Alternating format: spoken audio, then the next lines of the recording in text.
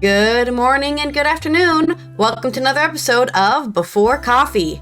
It is Friday, so it's our Friday news dump as we get ready for a hopefully chill and calm December weekend.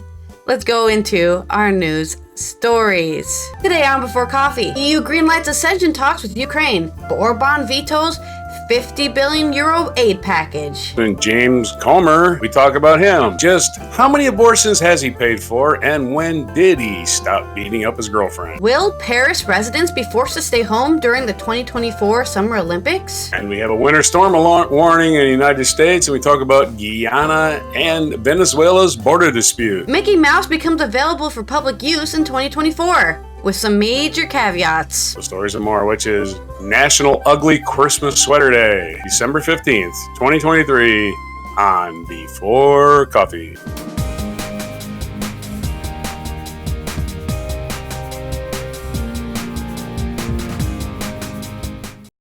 Okay, all we have is cardigans today. Let's go ahead and start our first news story, which is about Ukraine. We haven't talked about Ukraine in a while, probably because a lot of other stuff has been going on, but don't forget, it's still happening. Ukraine is still fighting for their right to exist as a country and not some sort of weird Russian colony. And that's why they're trying to join the EU, because if they join the EU, then they will be part of a different colony, the European Union. Just kidding. The EU isn't any way similar to the fascist takeover of the Russian government. This is by Jorge Liborio, Merritt Gwyn Jones, and Alice Tidy. The European Union decided Thursday to open the accession negotiations with Ukraine and Moldova, but hours later, Viktor Orban used his veto power to block a 50 billion euro aid package for the war-battered nation. The special fund, which combines 33 billion in low-interest loans and 17 billion in grants, is part of a broader review of the bloc's common budget that has pitted member states against each other as they haggled over fresh money, redeployments, and savings. After a drawn-out debate that extended into Friday morning, the heads of state and government reached a preliminary deal on Ukraine facility, a 50 billion special fund that helped Kyiv keep the economy running between 2024 and 2027. But Hungarian Prime Minister Viktor Orban made good on his threat and wielded his veto power to derail the hard-forged consensus. As budget matters require unanimity, it was impossible for leaders to move forward with the 50 billion fund. The issue will be rediscussed in January, said European Council President Charles Michel, in the hope of finding the necessary 27 votes. Sweden needs to consult its national parliament before giving its formal blessing. The narrow timeline is politically risky. As of today, Brussels only has one payment left for Kyiv, worth 1.45 billion and scheduled to be released at the end of December. Michel nevertheless sought to downplay Hungary's opposition to the package, touting that in a few hours we succeeded to make a balanced proposal with a broad political support. It is showing that we are serious. It is showing that we want to be credible and we want to do everything to protect and defend those fundamental interests to provide more stability. We need stability, and especially in those with very complex geopolitical times, he said. The council president would not be drawn to comment on whether his service could envisage proceedings with a support package backed by 26 member states and without Hungary, telling reporters at around 3 CET, "I don't want to say too much about the proposal of the next meeting. We have various tools in our hands to ensure that we deliver on our political promises." The debacle comes mere days after Ukrainian President Volodymyr Zelensky traveled to Washington in an unsuccessful bid to persuade U.S. lawmakers to approve additional aid for his country, mainly to purchase weapons from American manufacturers. Kyiv is warned it is facing a ballooning 40 billion budget deficit next year, a hole that only Western provisions can fill. The EU and the US are expected to shoulder the largest share of responsibility, but the latest developments on both sides of the Atlantic have drastically increased the chances of a sudden interruption in foreign aid. I would like to send a positive and reassuring signal, because we have tools to guarantee that we are reliable and that Ukrainians can count on our support, Mikhail said, when asked about the possibility. Despite this fiasco of the financial aid, the summit delivered a momentous breakthrough when leaders agreed to begin assessing negotiations with Ukraine and Moldova, two countries that submitted their membership bids in the earlier days of the war. The green light is seen as a stern rebuke to Vladimir Putin's forceful attempts to exert control over Russia's immediate neighborhood. Member states also granted Georgia the status of candidate country, prompting streets celebrations in the nation's capital, Tbilisi. Additionally, the bloc will open negotiations with Bosnia and Herzegovina once the necessary degree of compliance with the membership criteria is reached. The Balkan countries' progress will be assessed in progress set to be unveiled in March. It is a very powerful political sign. It's a very powerful political decision, President Mikel told reporters after the blessing became official. And today and tonight, I think, to the people of Ukraine, we are on their side, and this decision made by member states is extremely important for the credibility of the European Union. It was important that no member state would oppose the decision, and this is why we were in position to make the announcement tonight, Mikel added. The breakthrough of an enlargement was also more surprising as it came amid Viktor Orban's antagonistic rhetoric. In the days leading up to the meeting, Orban had questioned Ukraine's readiness to start negotiations, and the European Commission's credibility as an impartial arbiter. After being declared a candidate country in June last year, Ukraine was given 7 reforms to fulfill as a precondition to start the talks.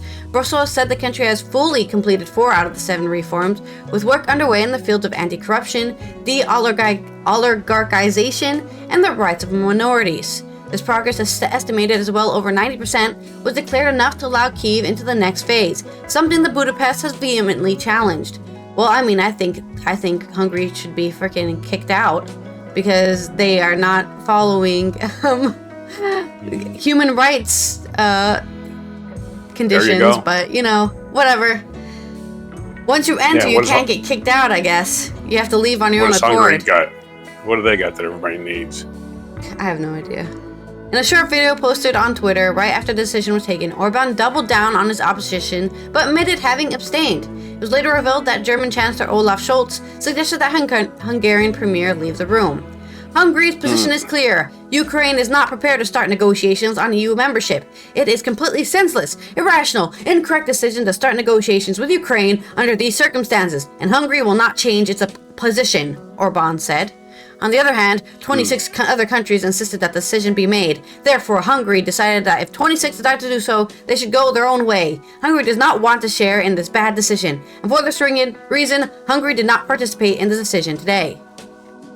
The news from Brussels quickly prompted a succession of social media posts celebrating what many leaders described as a historic day. This is a victory for Ukraine, a victory for all of Europe, a victory that motivates, inspires, and strengthens, wrote President Zelensky, who delivered a video message during the summit urging leaders to make a positive decision. History is made by those who don't get tired of fighting for freedom, he added. Moldova turns a new page today with the EU's go-ahead for accession talks. We're feeling Europe's warm embrace today. Thank you for your support and faith in our journey, said Moldovan President Maia Sandu. We're committed to the hard work needed to become an EU member. Moldova is ready to rise to the challenge. So everyone's happy, everything's going good, except for the part where Hungary will not let Ukraine have any money because they can veto giving money to anybody because they're part of the EU. I still don't understand why Hungary is part of the EU if they go against all of its things, but maybe that's, like I said, I think we've talked about this in previous articles. Hungary used to be different, and then they got taken over by somebody who's completely opposite of everything that the EU stands for. Hence why they're currently going head to head, because you can't, in a way, right? You can't, as the EU, allow a country who is in your membership to go incredibly far right like that, because it will only cause issues with the whole of the EU. So, but then of course the question is, as the EU, should you be allowed to even step in and do anything, So it's a complicated topic, of course. On to your story. Isn't Hungary just pretending to be a democracy anyway, like Turkey? Like I said, they were before. Elections. Yeah. Okay. Oh, look, I got 90% of the vote, like Putin gets. Okay. In U.S. domestic politics news, this is a article from Jezebel.com, and it's from March 30th by Cesar Rincunis. And of course, it's very pertinent to today, so it really doesn't change anything. It really hasn't changed since March. This is a Representative James Comer. Representative of Kentucky is the chair of the House Oversight and Accountability Committee, which is under Republican control, has pivoted to investigations of President Joe Biden and his son Hunter. A recent New York Times profile chronicled Comer's transformation from an affable country boy who voted to certify the results of the 2020 election to a MAGA attack dog. The profile also resurfaced disturbing allegations that Comer physically assaulted an ex-girlfriend in college and later tried to discredit her claims. That woman, Marilyn Thomas, claimed the anti-abortion congressman took her to get an abortion. In the 1990s, the anti-abortion Susan B. Anthony list gives Comer an A+ rating. Jezebel contacted Comer's office to comment and did not hear back by publication time. Thomas declined the Times' request for a comment. Reports of Comer's alleged domestic abuse first came to light in 2015 when the local blogger published them during Comer's unsuccessful run for the governor of Kentucky.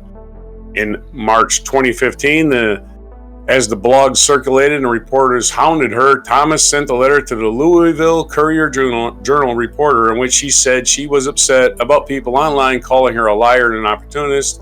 The 4-page letter went on to recount her experiences with Comer in devastating detail. Thomas said that they dated for 2 years in Western Kentucky University in the 1990s and claimed that Comer not only hit her, but was a toxic, abusive, and controlling partner who isolated her from family and friends. Thomas also heavily implied that Comer impregnated her and said he took her to an abortion clinic in November 1991 when she was 19 and was engaged.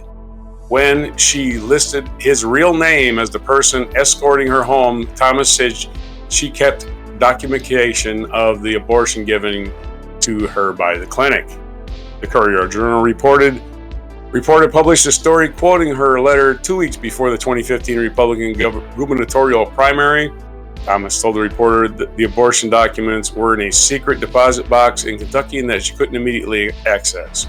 Wendy Curley, her college roommate, told the reporter Thomas would come home with bruises that she chalked up to clumsiness and corroborated Comer taking Thomas to an abortion clinic and bringing her back to the dorms later. In response to the Courier-Journal's report, Comer said he and Thomas only dated for 4 months and he denied the other allegations, but the disclosure prompted Mr. Comer to resort to hardball tactics per the Times, which included him suggesting that one of his opponents had paid Thomas to come forward and leaking some of the blogger's emails to suggest the blogger was secretly working with one of his opponents. Comer went on to lose the primary to Matt Bevin, who later became governor, but was elected to Congress the following year. In last week's Times profile, Comer, not last week, this is back in March, of course, Comer again denied Thomas's allegations, admitted that he leaked the blogger's emails and attempt to discredit Thomas' story, implied that he'd gotten them from a stolen email server. This man is now in possession of Hunter Biden's potentially illegally obtained laptop. Here's the passage from the Times. The rumor whispered around Kentucky political circles at the time was that Mr. Comer had swiped the emails from the computer server of the husband and running mate of the candidate, former law firm, and leaked them to the newspaper. In an interview at the Times, Mr. Comer confirmed that the first time he had been behind the leak and strongly hinted he had gotten them from the server. I've had 2 servers in my lifetime, Mr. Comer said when he asked about emails. Hunter Biden's is one. I'm not going to say the other one was, but you can use your imagination. It ended up in my lap, Mr. Comer added. I'll put it like that. So this guy's kind of a scumbag. Uses dirty tricks to discredit people. And he's paid for abortions, at least one in the past, and who knows how many secrets he has to change his vote, change his mind on Trump. Think about this. He voted the certified election. Now he's turned into a MAGA headhunter. What is the blackmail that Trump has on this guy? We know what he's done. We just don't know what he's hiding. What's in your closet, Jamie Comer? What's in your closet? Back to you. And this is why corrupt politicians are bad. It's not just because they will do corrupt things, but also because they do corrupt things, you can find out. how to move their votes around because, hey, we know all the corrupt things you've done, so we're going to catch you. Hope I wasn't too loud. No, you're fine. You're fine. Overmodulating here, I think. All right. All right, let's go ahead and cover our next story, which is about Paris Olympics. That's right. That's happening basically next year, like in the summer. Summer Olympics are happening in Paris, and they're trying to clean everything up. They're adding new ways to use public transportation, but will that mean that people who are living in Paris are going to be forced to stay home because there's going to be billions, if not trillions of people? I know there's not trillions of people in the world in Paris during the Summer Olympics. This is by Sofia Katsenkova. Numerous social media users and even some media outlets are claiming the prefect of the Paris region will be forced residents to stay home due to the lack of public transportation available for all of the visitors during the Summer Games.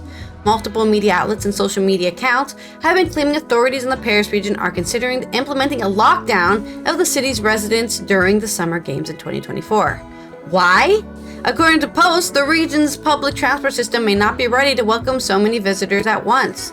Therefore, many believe authorities will force the city's residents to stay home during peak hours from the 26th of July until the 11th of August.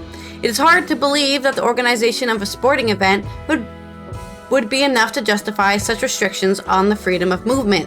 This is totally disproportionate, said one Twitter user. After QR codes, video surveillance with facial recognition, and restrictions on freedom, the prefect of police is considering an Olympic lockdown for all residents, tweeted Florian Philippot, a French far-right politician. The claim was widely shared after the French newspaper Le Monde mentioned a lockdown as an option currently being evaluated by the French authorities. I'm not going to read it because it's in French, but that's what they said. At first, the first time the option of lockdown during the Olympics was ever mentioned was on the 6th December by French satirical newspaper La Canard Enchaînée, which is satirical, so it's not real news here, people. In the article, the newspaper reveals that the prefect of Paris, Marc Guillaume, sent a letter to the Minister of Transport, Clément Binot. The letter said that in certain areas of the city, public transport could be only welcome spectators if the rest of the population was told not to use the same routes. The author of the article then concluded with a joke asking whether this is the start of an Olympic lockdown. The quip was picked up by multiple news outlets, including Le Monde, who took the satirical comment at face value, because they're idiots. The newspaper quickly issued an apology, but it was too late. Multiple social media users had already screenshotted the passage and started massively sharing this false allegation. The prefect of Paris region, Marc Guillaume, denied having ever mentioned a lockdown, in particular in his letter addressed to the Minister for Transport. But concerns are indeed increasing about whether Paris's transportation system will be ready. Several metro and intercity lines are often saturated at peak times, and there are significant staff shortages. During a normal summer period, Paris's public transport system welcomes between 8 to 9 million people daily. But during the Olympic Games, there are expected to be up to 1.5 million extra visitors. So 10 million to 11 million. However, the committee in charge of public transport in Paris region has stressed there will be enough transportation options ready in time for the Summer Games. Yep, 1.5 million is a lot of people to just suddenly be in your city, but it looks like, yet again, the internet has done what the internet does best, and it spread false information because that's way more eye-catching than the truth. Hey, this is not really happening, but what if it did happen? Wouldn't that be crazy? Let's talk about it for 3 days on Twitter. So, there we go. Well, Paris is all spread out. They can handle 1.5 million people. They shouldn't have been on the Olympics if they're going to handle it anyway. But yeah, what's the saying? A lie gets halfway around the world before the truth even has its pants on. Yeah, something like that. Something like that, yeah. All right, I guess it's my story or not? Your story. All right, so we have a weather warning for Texas, so we're going to see Ted Cruz hightail it to Cancun again, because Texas is no snowplow, as I've probably said before. Texas does not own a snowplow. Huge freaking state, not one snowplow. And it's snowing today. So, Grab your shovels, North Texas. It's going to be a cold Thursday night. This is from mysanantonio.com. Snow expected in parts of North Texas, according to National Weather Service. While it still feels like fall in South Central Texas, cities in the Texas Panhandle may need to brace themselves for a chilly and wet evening, as snow is expected to blanket areas in North Texas come sundown. According to the National Weather Service, the rainy day that fell over the Alamo City Wednesday, December 13th is headed north, and the weather agency is even warning of freezing rain in cities like Amarillo. The National Weather Agency has issued a weather storm warning for parts of North Texas, from Panhandle counties surrounding Amarillo, like Potter County, to the city of Sherman, further west. According to the hazardous weather outlook issued by the weather agency, Cimarron and Dallam counties could see upwards 2 to 4 inches of snowfall Thursday night, which was last night. Snow is expected to spread across the north late the afternoon into the evening.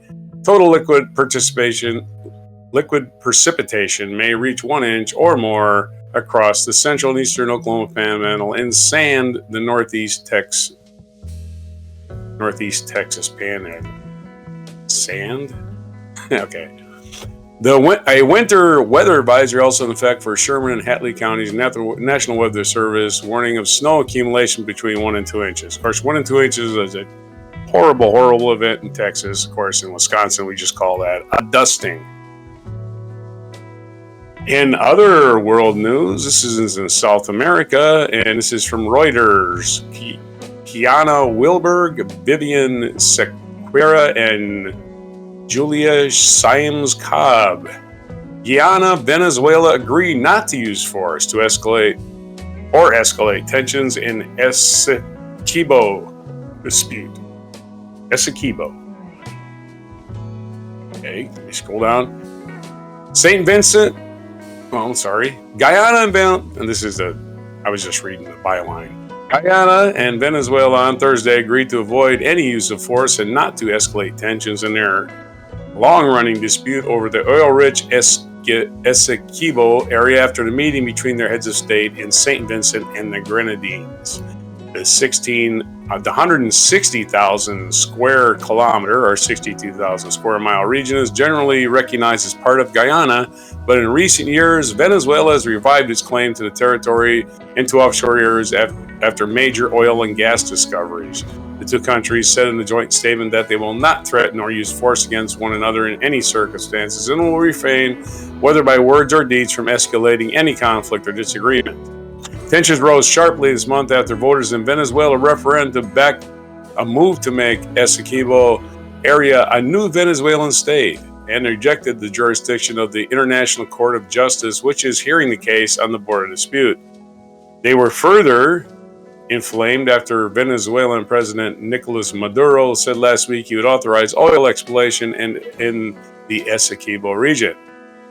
Guianese President Irfan Ali and Maduro met at the airport in Kingstown on Thursday, along with representatives of Caribbean Political and Economic Union, CARICOM, Brazil, Colombia, and United Nations, and the community of Latin American and Caribbean states. It was a fruitful day, intense at moments tense, where we could speak the truth, Maduro said after arriving back in Venezuela on Thursday, also thanking Ali for his frankness and willingness to have an ample dialogue. It has been worth it to defend the truth of Venezuela, Maduro added, hailing the meetings as a triumph of diplomacy. The joint statement said the disputes will be resolved in accordance with international law, though it noted that Maduro's government does not recognize the ICJ. The two countries will continue their dialogue in Brazil within the next 3 months, the statement added. Guyana has maintained its borders are not for discussion and has questioned the turnout of the referendum. Political analysts in Caracas have said that the vote was an attempt by Maduro to gauge support for the government ahead of a 2024 presidential election and not a prelude to invasion. After Maduro's plan to authorize oil exploration, Ali sought to reassure the investors in projects approved by the Guyanese government, which include ExxonMobil and will soon include Chevron. Guyana has a right to approve of and facilitate any development, any investment, any partnership, any trading, to issue any license, and granting of any concession with the territorial space within our sovereign space. Ali wore a bracelet showing a map of Guyana that includes the Essequibo and reiterated the dispute must be solved through the ICJ. Guyana is not seeking war, but Guyana reserves the right to work with all our partners to ensure the defense of our country. Both parties committed to ensuring the region remains a zone of peace. So, a couple of countries fighting over how they're going to exploit their resources and pollute their land and ruin our entire CO2 environment by, just drilling for more fossil fuels, and we just continue to heat up our hot planet. Back to you. Yeah, everyone loves it when somebody walks in and says, "Hey, what you're doing? I don't care about it. I'm gonna do my own thing." We're gonna take your land that we're for putting. You weren't using it. Okay. Yeah. Speaking of using things, Mickey Mouse is now going to become public domain, but I'm sure Disney isn't very happy about that, so they're going to pass some stuff. They're going to lobby their way out of it. This is from David Morcant in AP. Anyone getting any ideas of starting a film company or a theme park with mouse ears as their logo? Have another thing coming. Next year, Mickey Mouse's first screen release, the 1928 short Steamboat Willie, becomes available for public use. That means, with several caveats, that at least one version of the most iconic character in American pop culture will be free from Disney's copyright and enter the public domain in 2024. Current artists and creators will be able to make use of Mickey, but only the more rat-like, non-speaking boat captain from Steamboat Willie. Still, that's enough to get people excited. This is it. This is Mickey Mouse. This is exciting because it's kind of symbolic, said Jennifer Jenkins, a professor of law and director of Duke's Center for the Study of Public Domain, who writes an annual January 1st column for Public Domain Day. I kind of feel like a pipe on the steamboat, like expelling smoke. It's so exciting. It's sometimes decisively referred to as the Mickey Mouse Protection Act, Jenkins said. That's oversimplified because it wasn't just Disney that was pushing for the term extension. It was a whole group of copyright holders whose work was set to go into public domain soon, who benefited greatly from the 20 extra years of protection.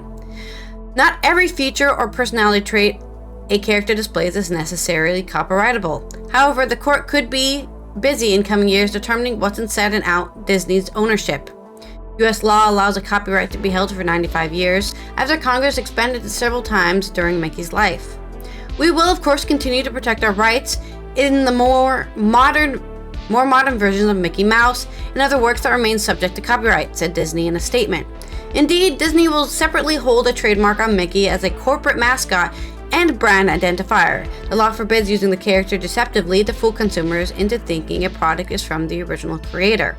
So, anyone getting any ideas of starting a film company or a theme park with mouse ears as their logo will have another thing coming. Disney's statement said it will work to safeguard against customer confusion caused by unauthorized use of Mickey and other iconic characters.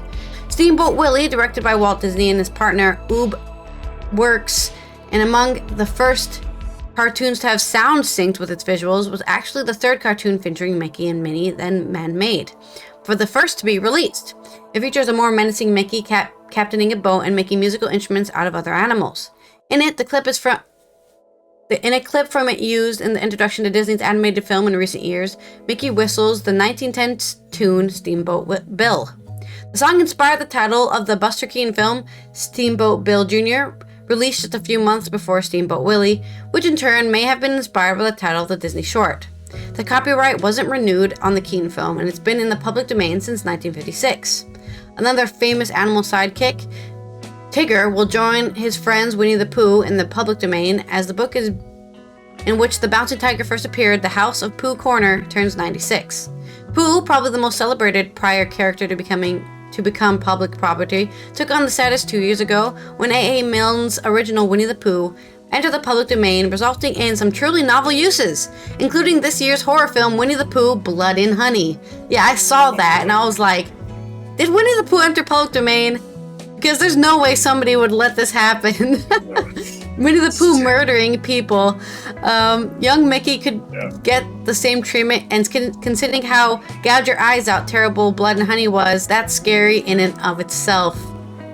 Other properties entering the U.S. public domain are Charlie Chaplin's film Circus, Virginia Woolf's novel Orlando, and Bertolt Brecht's musical play The Threepenny Opera. Ooh, so I guess get ready for an Orlando film because it's in public domain. I know one song from Threepenny Opera. The Doors did it. Alabama song. All right. Well, somebody's going to be making their own. I guess I don't know. Well, I think I didn't know it, but yeah, you know this song. Show me the way to the next whiskey bar. That's from Threepenny Opera. Okay. That's the end of my story. Oh, and that song they changed the lyrics for the album. They changed the lyrics, but they livened it up for the live shows. The Doors did. All right. Well, anyway, this day in history. In 37 CE, Roman Emperor Nero was born. If you remember Nero, he was Emperor of Rome and famous for allegedly fiddling while Rome burned.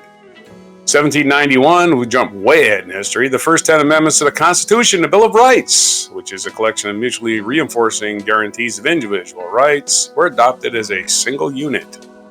In 1890, the Papa Lakota chief Sitting Bull was killed by Native American policemen who, with others, were attempting to arrest him near the Grand River in South Dakota. Way to go, morons. In 1892, American oil billionaire J. Paul Getty was born in Minneapolis, Minnesota. Was the famous richest man in the world for quite a while. He owned Standard Oil. 1907, British architect Oscar Niemeyer, an early exponent of modern architecture in Latin America and co-winner of the 1988 Pritzker Prize, was born. In 1948, former U.S. State Department official Alger Hiss was indicted on 2 charges of perjury for lying about his dealings with Whittaker Chambers, who accused him of membership in a communist espionage ring. Okay. Phone making weird noises. Then 1989, anti-government demonstrations erupted in Timisoara, Romania, beginning the revolution that toppled the communist leader Nicolae Ceausescu from power a few days afterwards. Famously, I think him and his wife were just killed by a crowd and just like their bodies tossed around and shit. It was pretty ugly. 1997, Janet Rosenberg-Jagan was elected president of Guyana, who we just talked about, becoming the first elected female president in South America and the first white president of Guyana.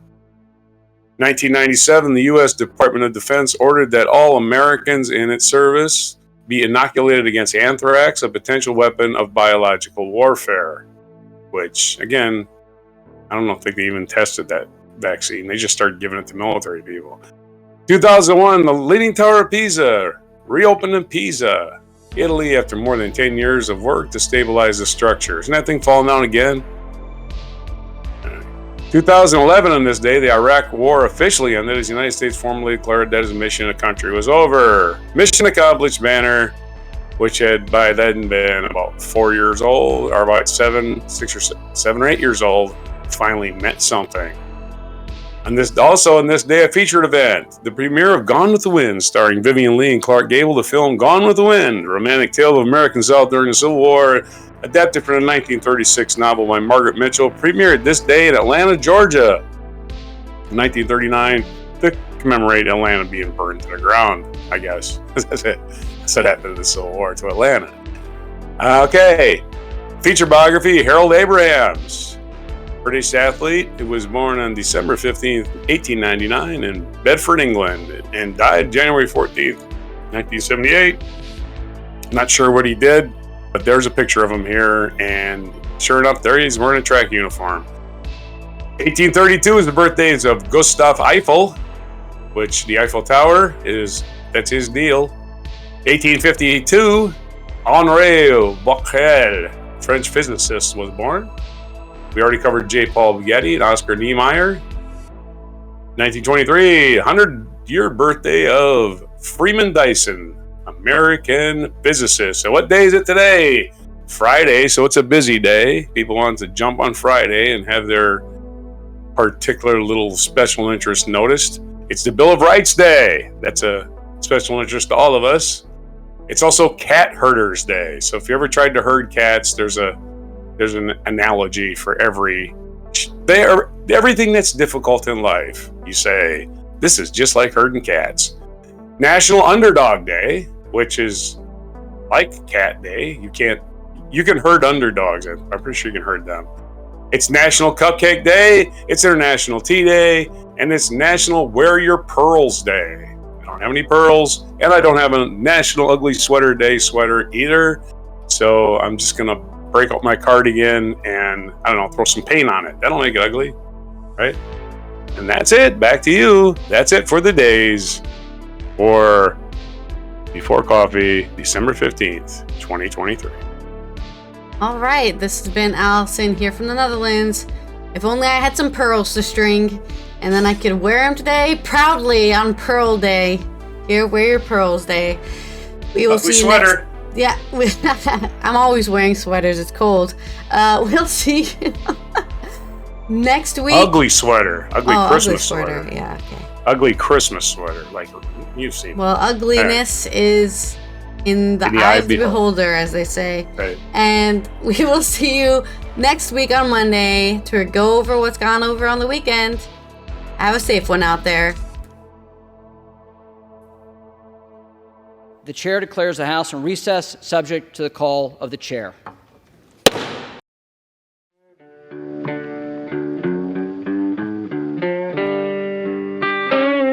Be sure to hit the like, subscribe, and notify buttons, and follow our other channels, Toxic Alley, History of Gravy, and Scratchy Old Records.